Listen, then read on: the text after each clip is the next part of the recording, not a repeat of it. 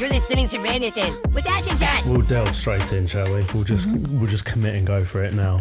It's the first time I've actually seen this intro, and we'll actually read it aloud, so we'll see how well it goes.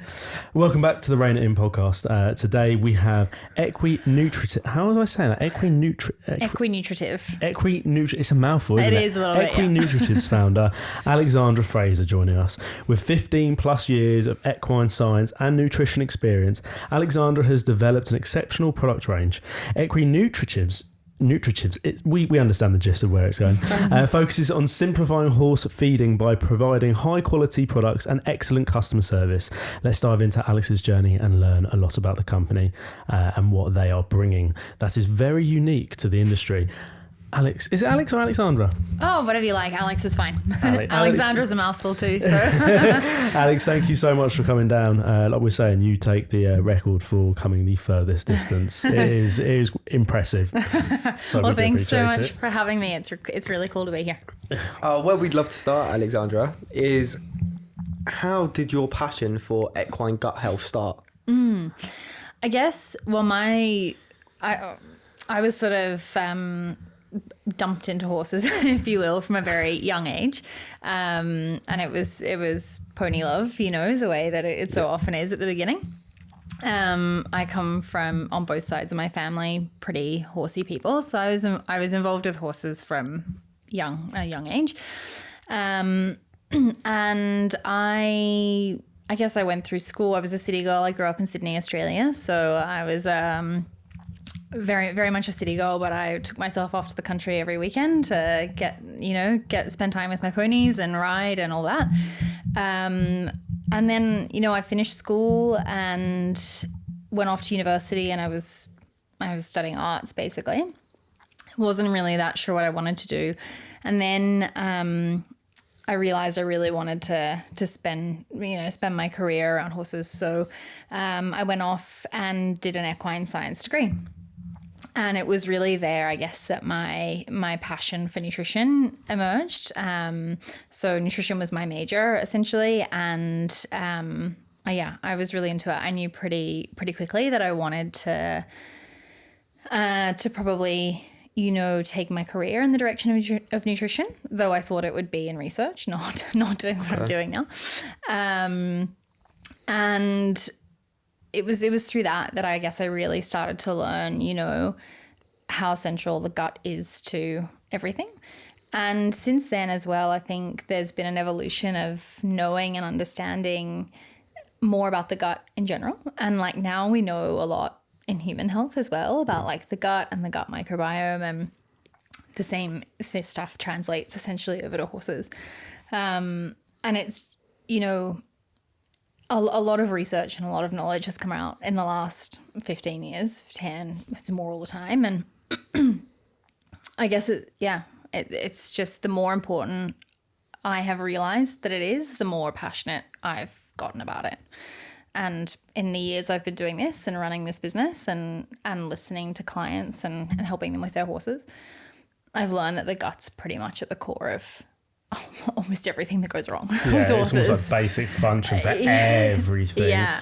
We do a lot on just fitness for ourselves, and we talk about it quite often, don't we, about the gut being like the core center of how everything is processed. If you're putting rubbish into it, you're going to get rubbish out. Likewise, If you do put a lot of good into it, you're just so much better in general. Yeah. And you know how much better you feel, right? As well, when you're eating clean and you're... Energy as well. Yeah. Of all things, energy. God. Yeah. And same applies for our horses. So did you have to do research into human nutrition and everything beforehand, before moving over to horses? No, I guess my focus, certainly through my degree, was horse related, though a lot of sort of my own personal interest in research has then not formal research, just reading and learning has also been in the human field since then. I sort of stay on top of that because I'm interested in it for myself too, right?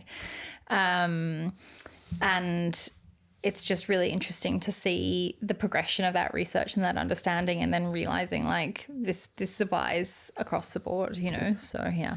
So you touched on it as well, that over the last 10, 15 years, there's been a huge progression on people taking gut health in horses more seriously. Yeah. What has been the defining things that have come out over that period of time?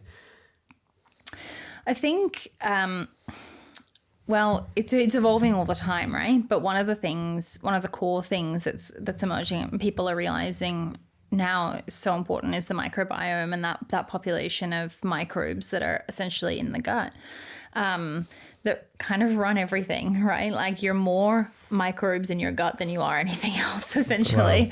Wow. And they're especially important in horses as well because they're a big part of the fermentation process in the hindgut. So they're really, really critical to health and well-being, and the understanding of the importance of that and keeping that entire population of microbes healthy, thriving, balanced. You want them to be, there are good microbes and less good microbes, and you want to keep the population of the good ones as abundant as possible and stop the nasties from sort of proliferating. I'm going to lie now and say this is asking on behalf of people listening and not myself, but what exactly are microbes? Oh, so okay. Yeah, this will be a very educating us as well podcast. They're basically bacteria. They're very small microorganisms that serve a purpose and have function in the gut in a population. So you sort of want to keep them, as I said, balanced and happy, and lots of the good ones there, and they keep the bad ones down. So they're kind of bugs, basically. Yeah, okay. So your own personal health and fitness, I am assuming you're going to be quite a health freak. Very much on top of what's going in, what's going out. Yeah, it's pretty important to me. Yeah. So what sort of stuff do you do for your own personal? I suppose for me, one of the core things, especially the last couple of years, I've really started to try and get a handle on, I suppose, is keeping ultra-processed foods down. Oh, yes. Gosh, yeah. I'm a sucker for that. It's so bad. Right? Like in a packet, so convenient, rip it open.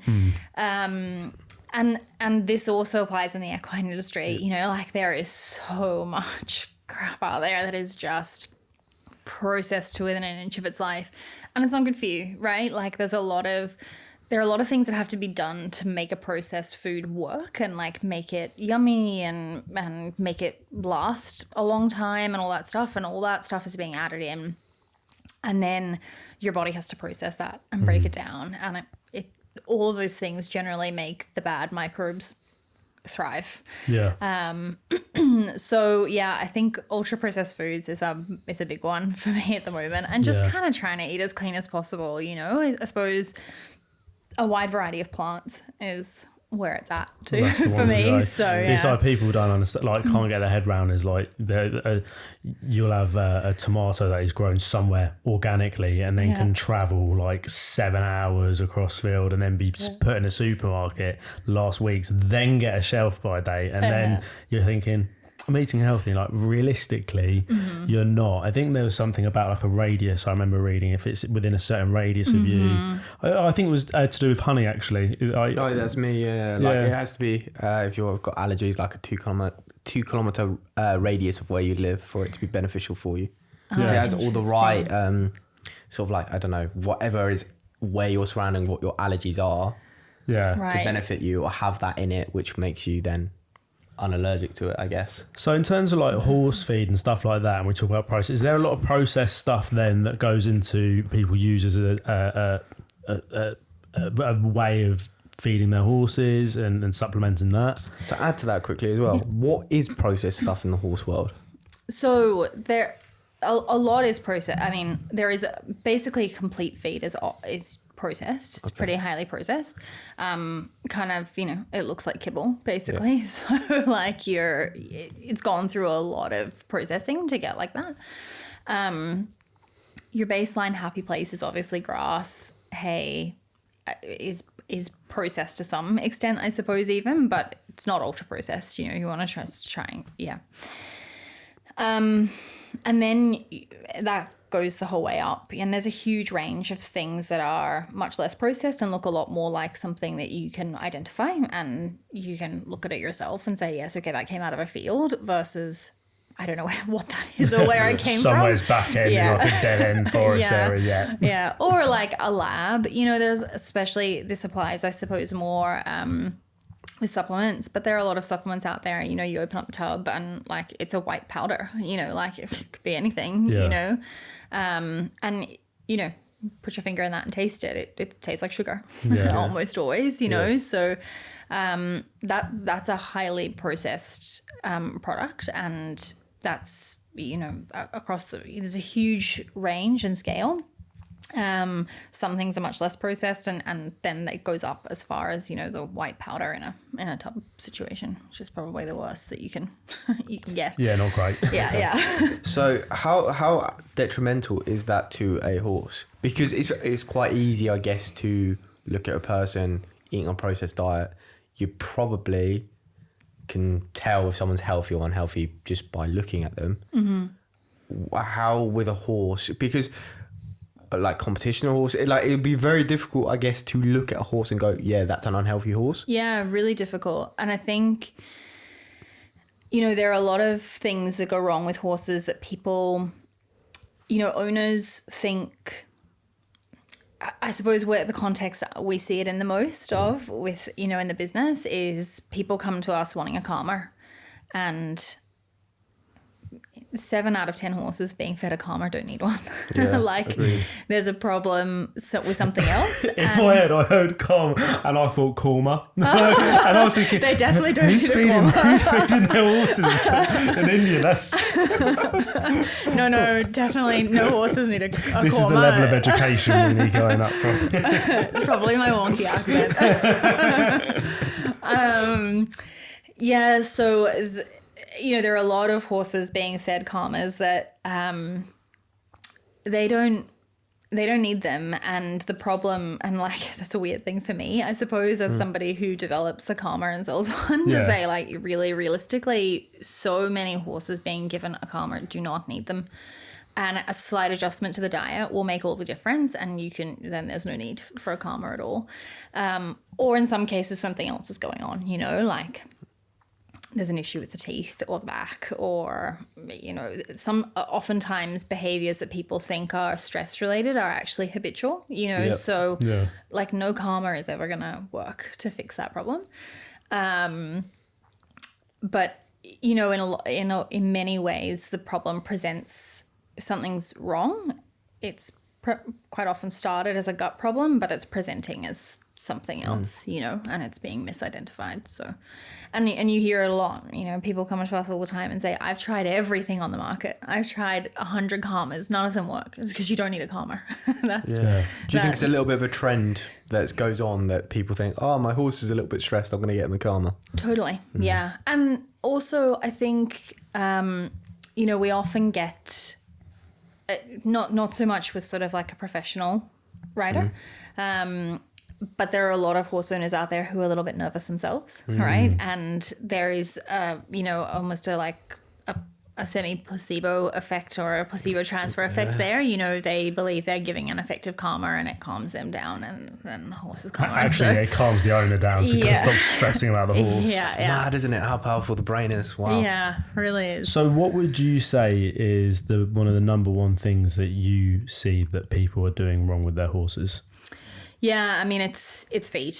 It's overfeeding. It's feeding things that are really high in sugars. Like a lot of horse owners are giving their horses rocket fuel, and they don't realize it, and they don't need it.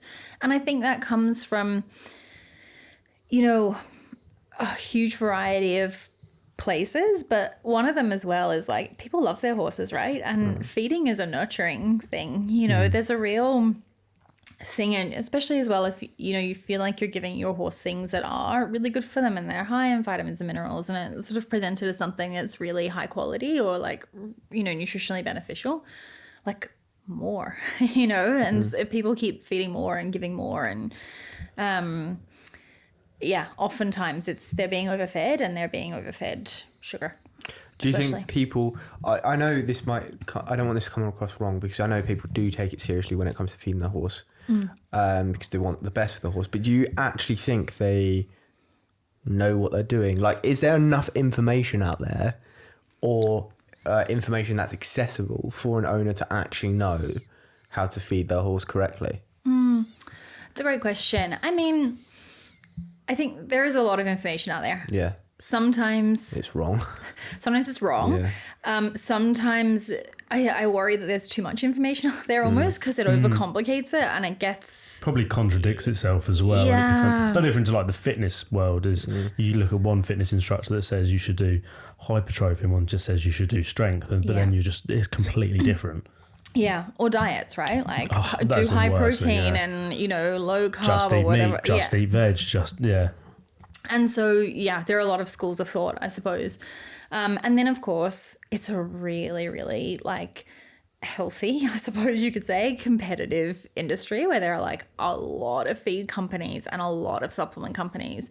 And they all offer advice and we all publish information and we all... tell people things, and that's a lot of stuff coming at people, and I think a lot of owners are probably feeling like they're pulled in a lot of different directions, So I think there's almost a little bit too much information, and it's complicated and it's coming in every direction and it's available everywhere. So really fundamentally, a lot of stuff can be pared back and simplified to help. Horses can be fed in a much simpler way than I think they often are. I think a lot of owners are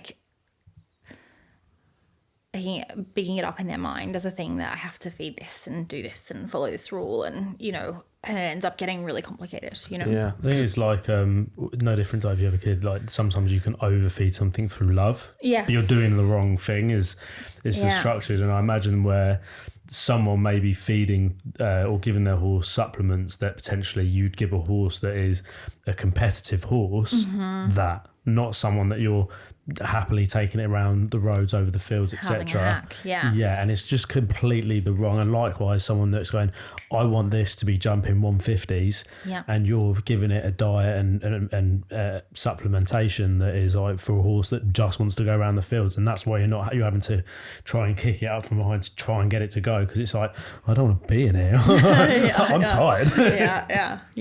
Totally. And that is, and I mean, I think it probably goes more the other way with the first thing you were describing, where there are a lot of people who are happy hackers and they're feeding their horses like they're racehorses. Whoa, let's pare it back. Your hacks aren't much fun for a reason. We need to just pare it back here. So I think and it is, and it very often it comes from love and out of the best intentions. Owners wanting to do the very best thing that they can for their horses. But oftentimes overcomplicating it, I think, In my sort of personal life, I will always sort of end up fasting if I don't feel great, or if I've had too much of a processed diet recently. I will use fasting as my go-to. You're going to say what you did last night? Is that what you're going on? No. Regarding horses, you can't obviously do that. No fasting.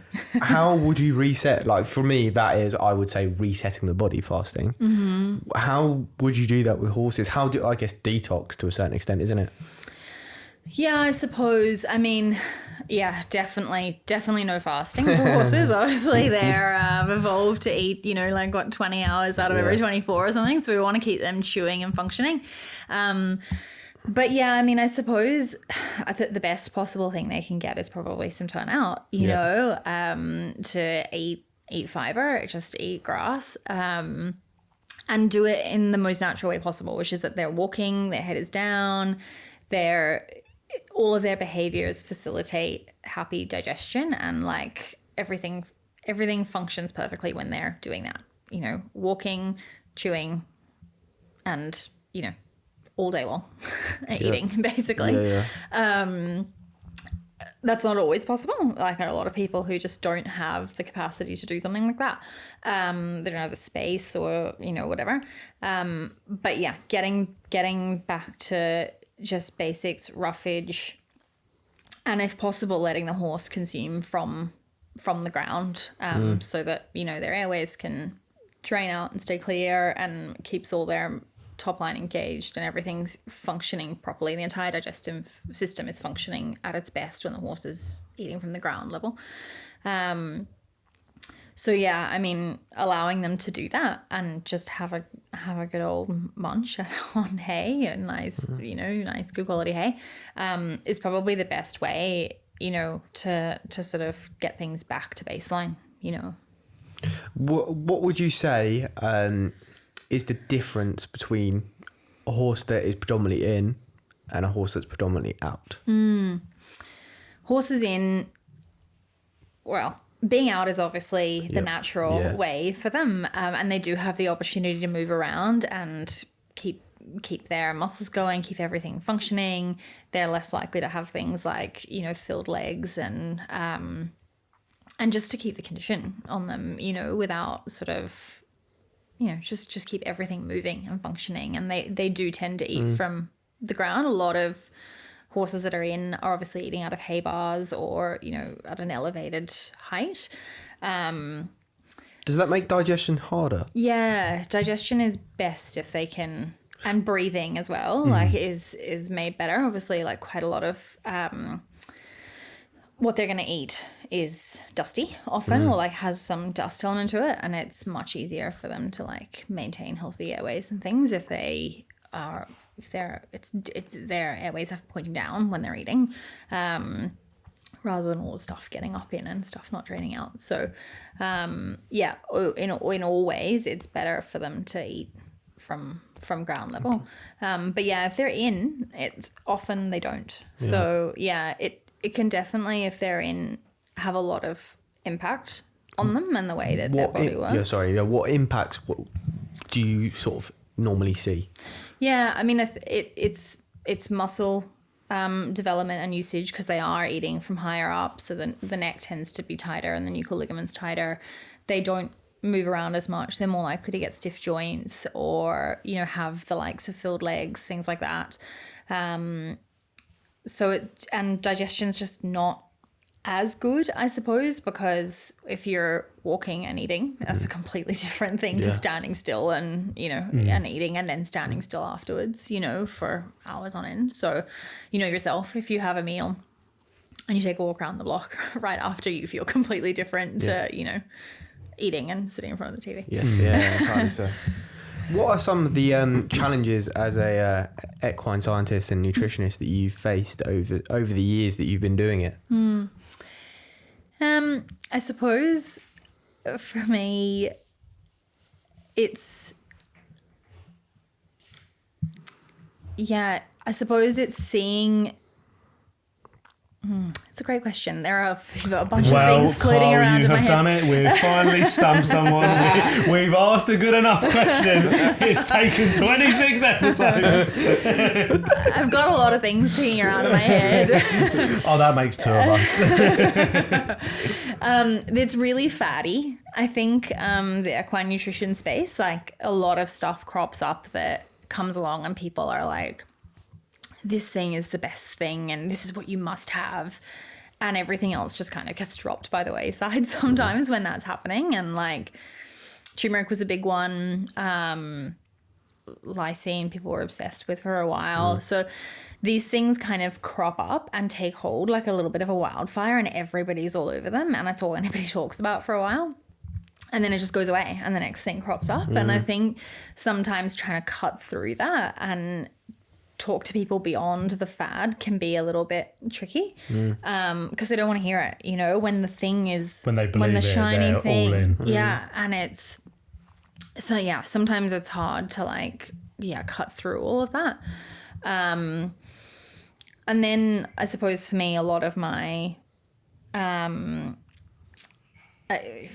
my time in the last 10 years has been running the business. And I think it's just seeing, what's out there and the evolution of like feed and supplements. And it's funny because there's a lot, it feels like it's being pulled in two directions at once, because people are getting more aware and they are being more careful and they're thinking more about what they're putting in their horses' bodies, and they're more mindful because they're more mindful of themselves, and they think, it transfers to their animals, But at the same time, then there's stuff like cherry flavored chaff.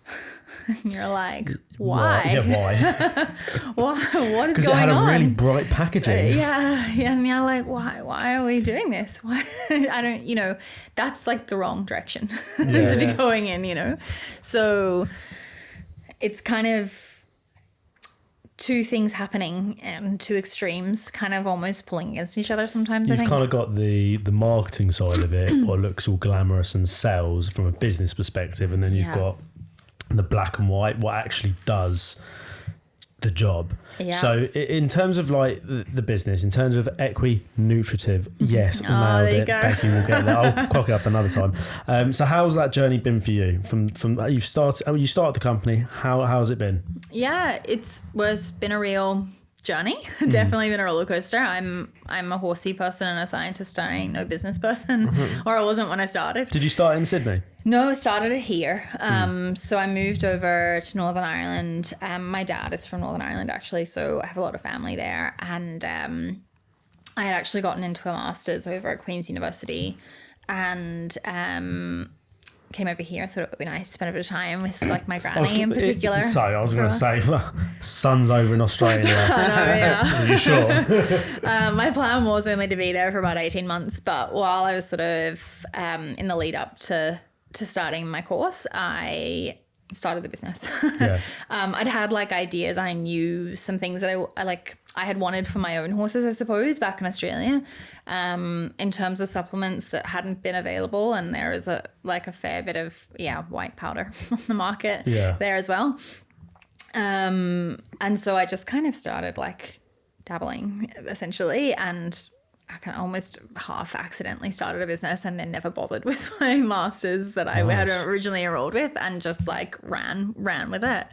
And here we are 10 years later. Yeah. So it's been interesting. I've sort of we're pure play e-commerce, which is pretty like unique in the market. It's obviously a fairly traditional industry. Like everybody goes to their feed store and like buys their feed every month.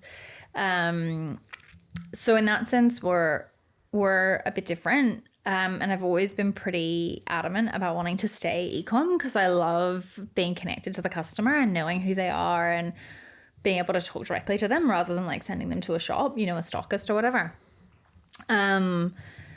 So it's been a real, we haven't done things the traditional way. We've definitely not done things the way that everybody else is doing it. But it's been a real, it's been a lot of learning. And, I really like that though with what you do in the e-commerce side, because it really is doubling down on taking a business into the modern day of how it's done. E-commerce is the front form of how everything is being run. And this industry we talk about time and time again is so behind the times. Isn't it? It's so behind the times. And I think you reach people with what you're doing in a more broader spectrum, and they actually have a more valued trust going directly to you, knowing that they're getting it from you. How was the development of the product? What was that process for you? Yeah, I mean, for me, I knew I wanted products that were herbal and were not in like a powdered form or anything, that you can see the ingredients and like literally pick out the individual bits. So I'd done a lot of work on the benefits of different plants and herbs and spices and things like that throughout my degree. And so I sort of had a pretty strong understanding and background of that. And that was where those initial products came from that are sort of in the dried form that we have.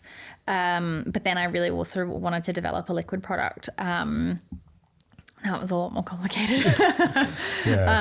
So that was a lot of me literally in my kitchen for 2 years. Wow. And then took it to a chemist so that we could like work on stabilization and like all that kind of, really super technical stuff.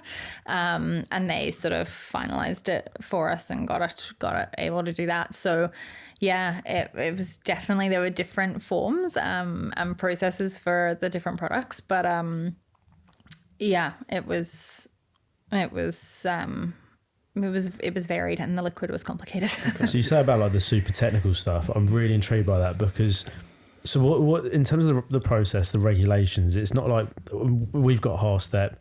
We trial a product, we send it out to various riders, test it, does it work, does it look all right, sort of do a bit of a beta sale to people like it, we'll put an order in, and the product's out there, they'll either like it or they don't like it. With what you guys are doing, if you do something wrong, it's really bad.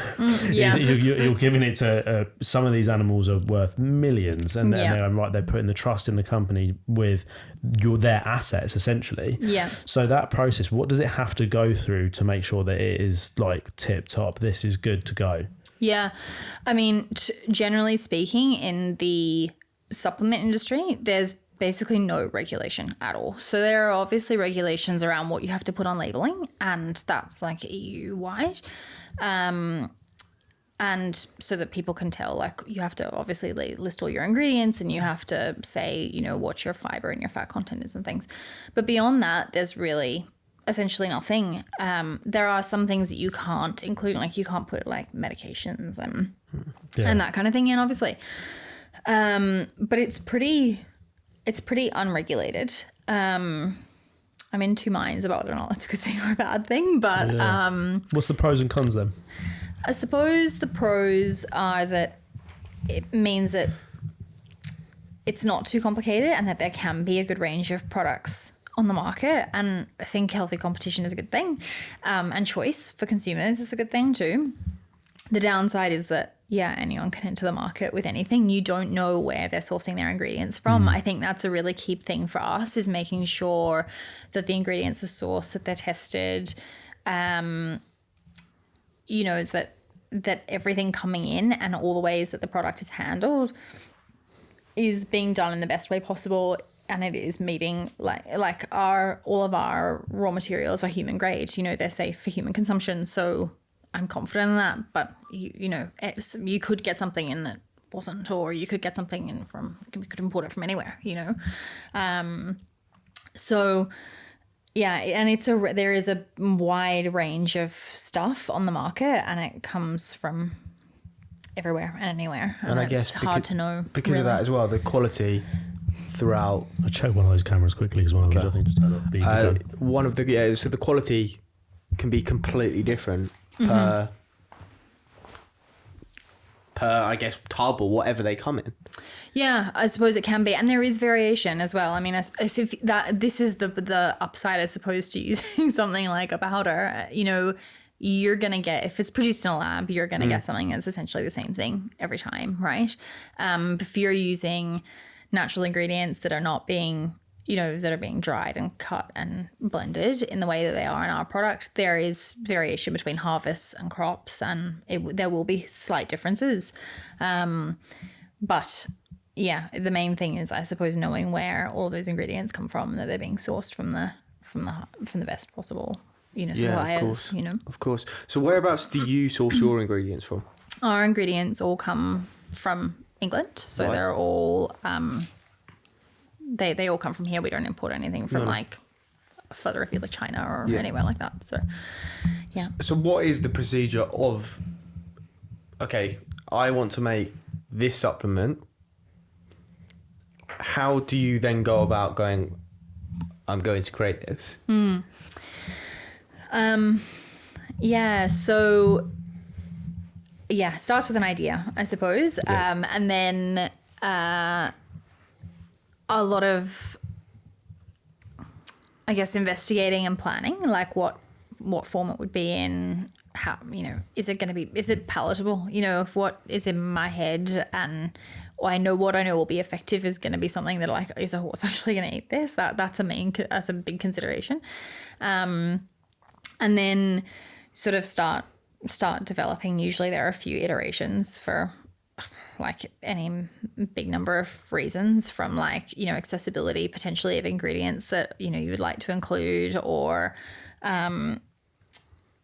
you realize that then it's not going to be palatable or whatever. So usually a product is developed, and then we'll run it out and start running some tests. Well, obviously we do all the testing and the lab work to get all the make sure everything is right nutritionally, and then we go out and start running it out. We usually trial it on about 100 horses, sort of where we like to roll with, and get feedback. So we want feedback from out in the field, obviously, of like, is this having the effect that we expect it to have? What is that feedback? What needs to change? What can stay the same? And then we iterate from there. And it might go through 3 or 4 iterations, and it might occasionally come off, the first in the first iteration. And then at that point, you have to start looking at obviously margins and pricing and the business side of things, and then rolling it out. What's the sort of costings to test all these products and to get a product from an idea to market? How much does that look like? Yeah, it sort of varies quite a bit. I suppose for us as well, we actually haven't brought a brand new product market, developed a new product in a couple of years now. It's probably more now than it was in the past. But we tend to try and sort of do things in a pretty lean way. So for us, it's not huge at the outset. There's a lot of fiddling, and it is fiddly, and in terms of time, that's probably our biggest resource is the time, a human resource, initially at the outset, and then it sort of rolls out from there. And obviously, the further along it gets, the more expensive it becomes. Yeah. I had a question before one of the camera. It's only the camera that's on us that isn't working, but you're the money shot, Alex, not us. We're the people that don't want to see us. So in terms of, we're talking about the regulations and stuff like that. You've gone and done a degree. You know what you're talking about, and you kind of answered a little bit of my question that. If you are... Could me and him do one with no knowledge? Well, yeah, you could. I think if we do one, we'll probably end up partnering with you guys, and we'll just slap our name and face on it. It just reminds me of when Ben Francis from Gymshark, when he first started, before Gymshark, he tried to do the pre-workout. Oh, yeah. Yes. And he had no idea what he was doing, and he nearly killed his friend. that would be us. So, yeah, if we ever come out with a half-step nutrition range, just know it isn't actually us that's doing it. We've spoken with someone that understands what they're doing. But yeah, it was more a question of you've gone and studied. You understand the general science of to human health, to horse health. It's very, very similar to that. Anyone can start this company, but you've got people that I assume have not studied any of that and just gone, yeah, I'm just going to do it because it looks like a great marketing ploy and a pick up for business. That's definitely a possibility. And I think,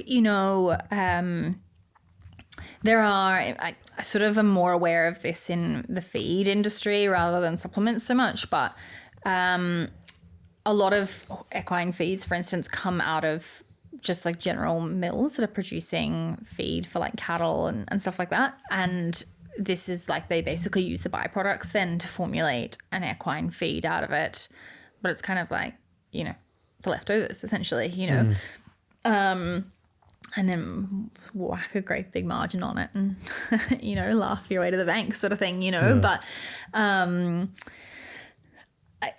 yes, essentially anybody can. You don't need any kind of expertise. I think that's fucking terrifying. Yeah. If I was listening to this as a horse owner and hadn't really thought about it and gone, yeah, loads of other people use nutritional wool and we think it's fantastic. I'm really sorry if there is a brand out there called Nutritional Wool, but also a stupid name if you have one. But we'll use that because we saw other riders using it and I'm happy with that. And then you're listening to this hearing, actually, there's very limited regulations on it, but anyone can start a business from it, and then they can source it from wherever. They can, as long as they slap what they need to on the label. There's nothing to say that what is technically in that isn't on the label. Yeah, I'd be so terrified listening to this about what have I been giving my horse. Yeah, it's wild. Like, there are so many. There are so many companies, you know, like they crop up all the time. It must anger you. Well, I mean, I suppose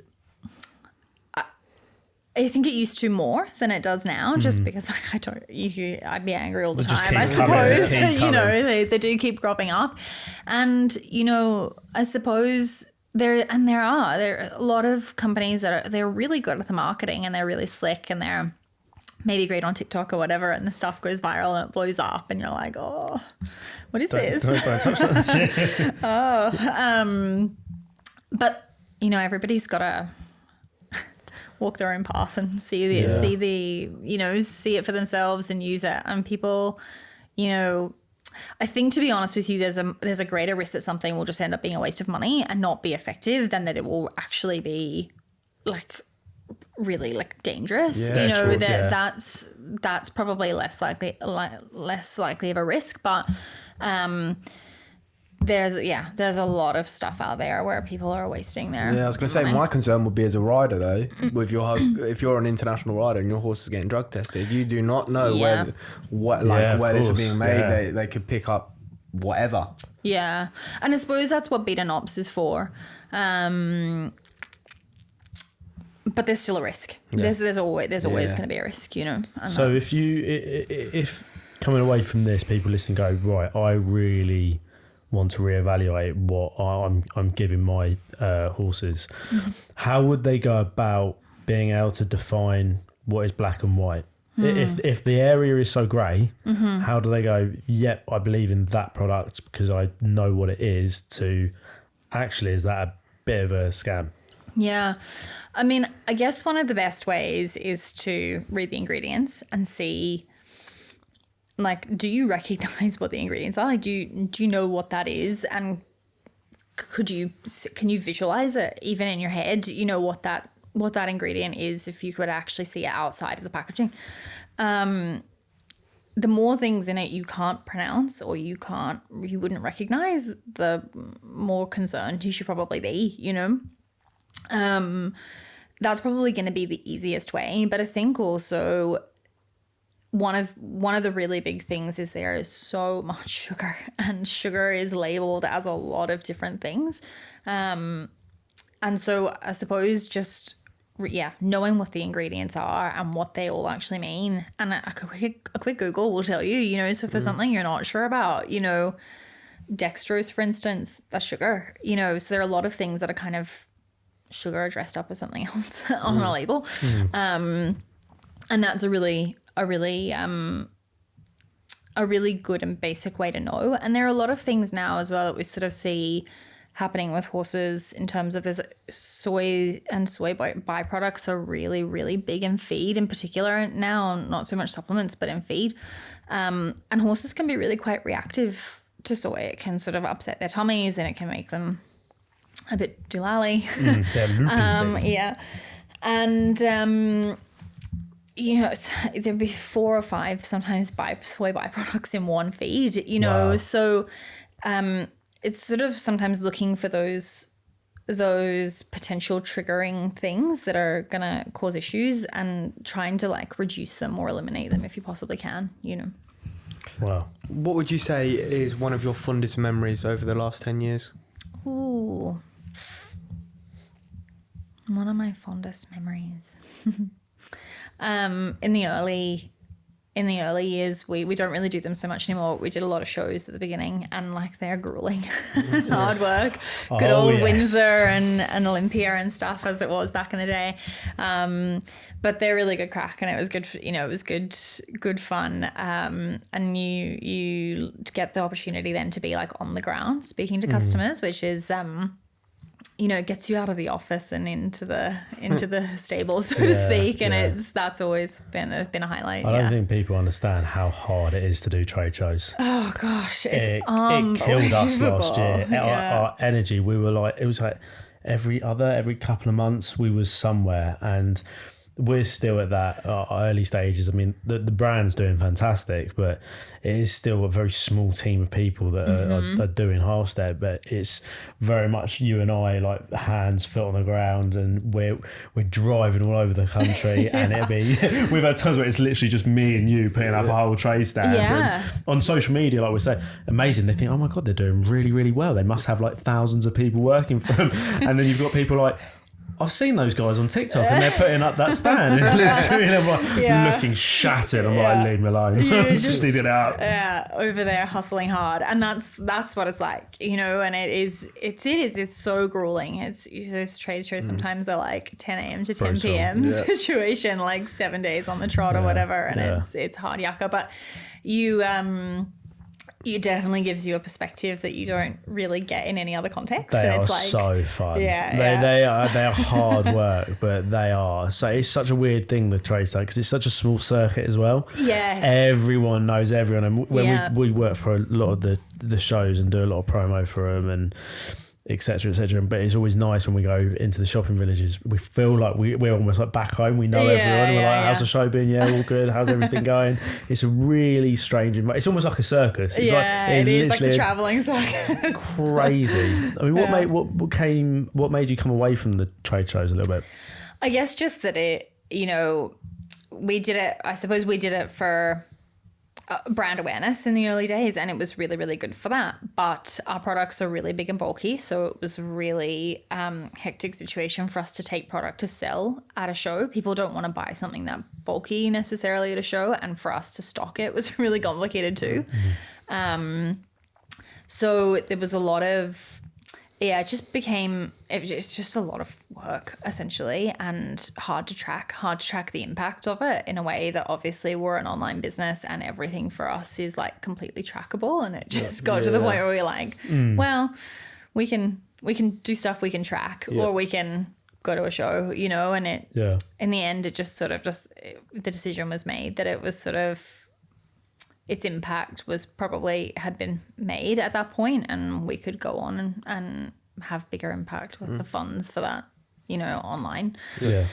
But absolutely invaluable in the early days, because people go, oh yeah, I saw you at, you know, and people need to see you like 7 times or something, they say, before like they trust you or recognize you, you know, and feel comfortable with the brand. So you need to kind of be in all the places, I suppose, at the start at least. So it was probably a good decision to do that before COVID as well, and how it was like putting the golden ticket there without realising.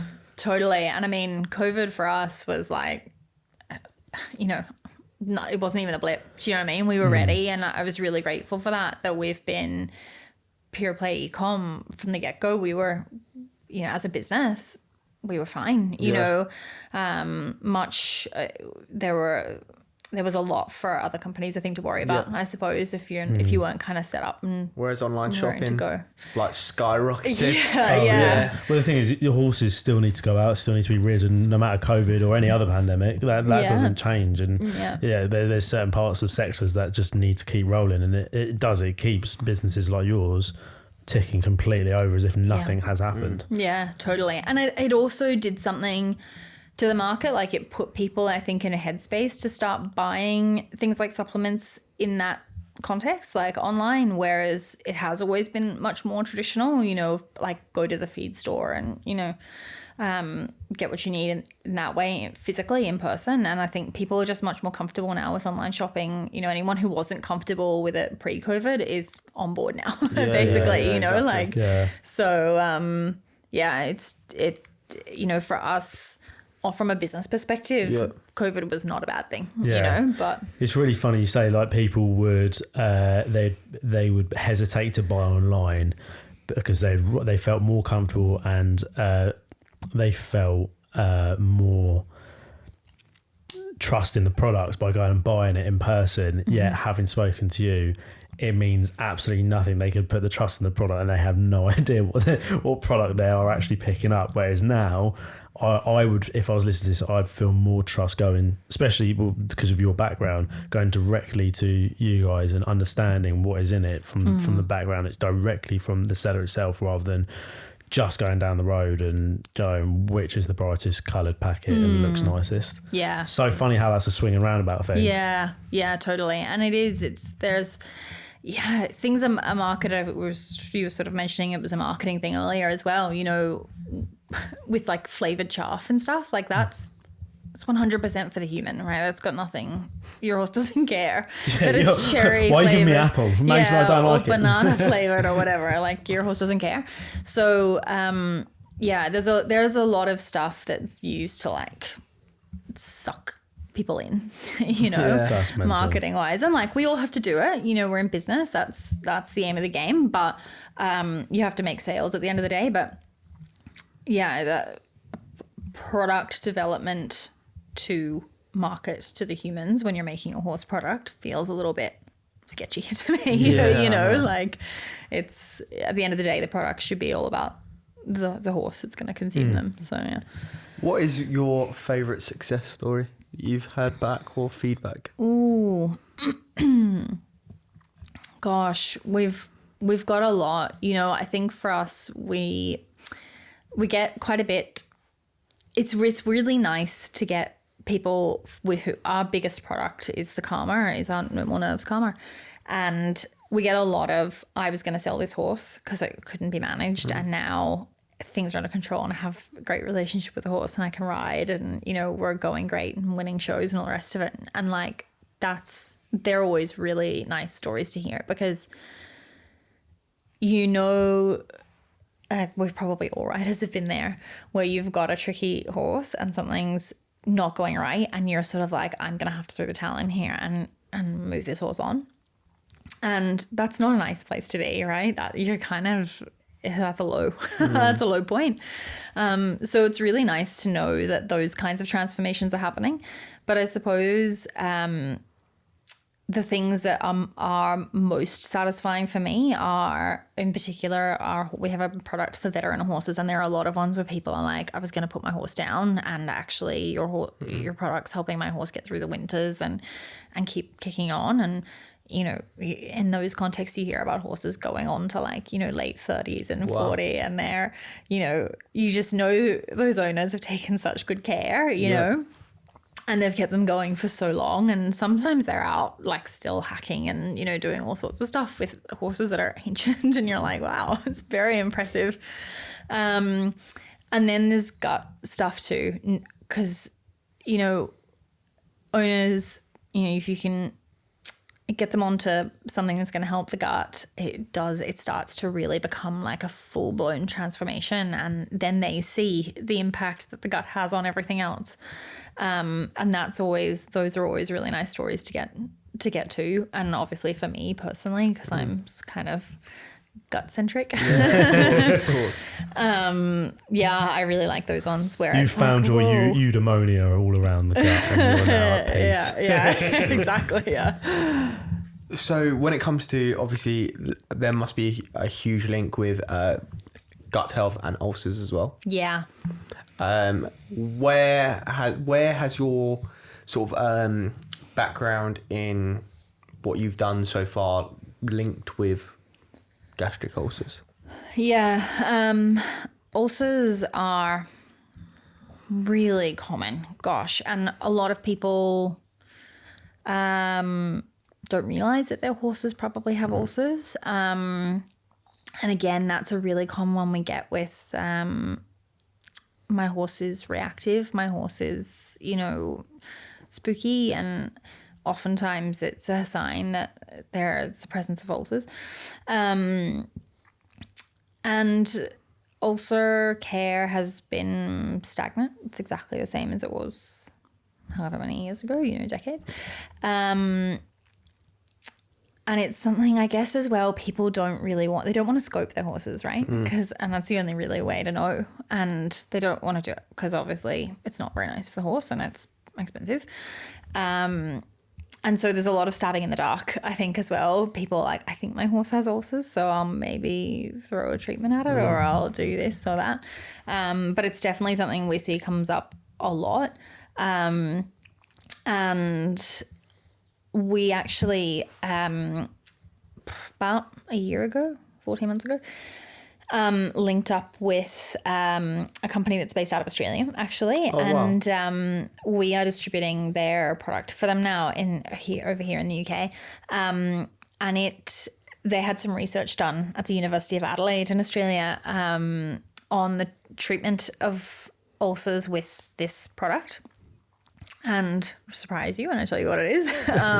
But they found it to be almost as effective as medications for the treatment of ulcers. And it's actually dried green bananas, believe it or not. Wow. It is crazy. So throughout my career, I've had numerous horses that have ulcers, and you used to. You're about to tell me the relevance of that. Yeah. Well, okay. So basically, you used to use like a syringe, a 25 mil syringe. It was called Gastrogard that you use. And there was yes, like 18. I remember the Gastrogard. yeah. The Gastrogard you put in my mouth. Yes. I can tell you, it doesn't taste very. The Gastrogard. I've had the Gastrogard. It's not very nice. You prefer the bananas, I think. And they're like, what, £25 a syringe? And you could be on a month, 2 months course for your horse. Wow. And then you're thinking dried green bananas in comparison to that. It's crazy. The cost effectiveness to actually the results of that, how accessible that is to an industry is insane. Out of curiosity, what is it about dry green bananas that helps? They are they're high in prebiotics, so they have prebiotic element that helps to keep the gut healthy and help those microbes and everything in the gut.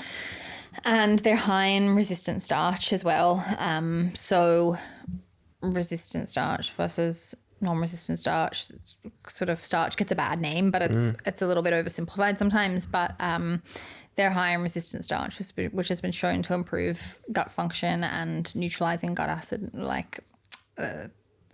neutralizing acid levels as well. So it's and they also happen to be high in vitamins and minerals and nutrients that are really beneficial to the gut as well. So it's sort of one of those gifts from nature.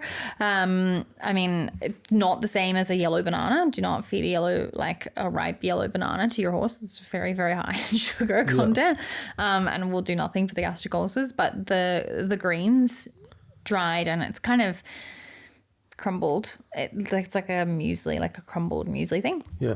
And nothing else in it. And it sort of does the job. That is genuinely crazy. Can people just do that themselves in terms of getting green banana, picking them up? How would they go about it? Or do they need to go to a specialist to buy? Yeah, maybe let's not advertise doing that without. I don't know. I'm asking the question. Well, I mean, I suppose if you could get a hold of enough green bananas and I don't know. What I've taken from that is unpractical. Just find dried green bananas and that'll be the one. Okay. Yeah. What does the future hold for you guys? Where do you see the next 10 years going? Oh gosh, the next 10 years. Big I don't even know what's happening in the next 10 weeks.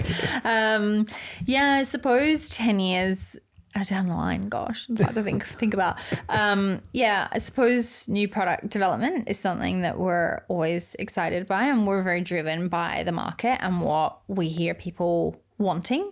So we don't just come up with products for the sake of it. I like to keep quite a tight range rather than having we don't need 6 calming products, we just need 1. In a very targeted and specific way, new product development. And then we're obviously pretty interested in new markets. Europe and the US, I suppose, is where we would be most interested in going. And then we also, as a side thing, we have a dog brand as well that was born out of out of the equine brand as well. So that's on our radar too. Yeah. So that's sort of we're always working at that too and developing it. We actually launched it in Australia recently, so it's sort of flying along on its own. So that's kind of the side hustle that came out of Do you have EquiNutritive. any calmers for dogs in the same sense? Yeah, we do, huh? And I have a very anxious dog that I think that would be. Oh, do you? There you go. Yeah. What does she normally have to take? You have to give her something, don't you? Or is that not for nurse? He's got Addison's, and he snapped his leg, so he was like literally went into. So he's on a steroid every day, and he's a unit for a sprocker. He is beefy. Yeah. He'll either it changed his mood massively, where he's like either really lethargic or really grouchy, but you can see him like he's got his puppy and then the bitch we have as well, and like he just lets them get on with it. He just stays away. I think when they start play fighting, he starts to look to my dad like, what are they doing? Please stop him, I don't know what to do. So he's a very anxious dog and never used to be like that, so maybe something like that would actually benefit him. We'll send you some. Give it a try, 100%, please. 100%. It'll give me such a rest having to deal with all of that. But today's been fantastic. I've learned so much from it. I still can't get over the dry green bananas. That's just amazing. Yeah, I don't understand like the actual impact, but from your reaction, I can see that it's quite a phenomenon that you just come across. Where can everyone find you guys?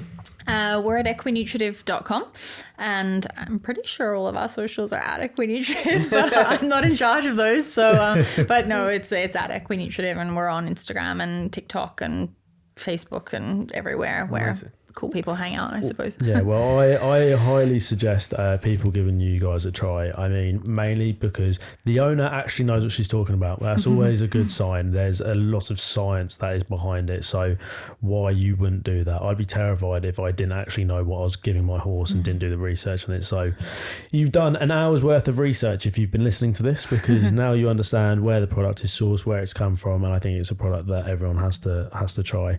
And thank you for coming so far. You, like I say, we'll draw up a certificate for you. This is well done for flying. If anyone ever complains about driving 20 miles, I'll say we've had people get flights. There you go. We've got a group chat.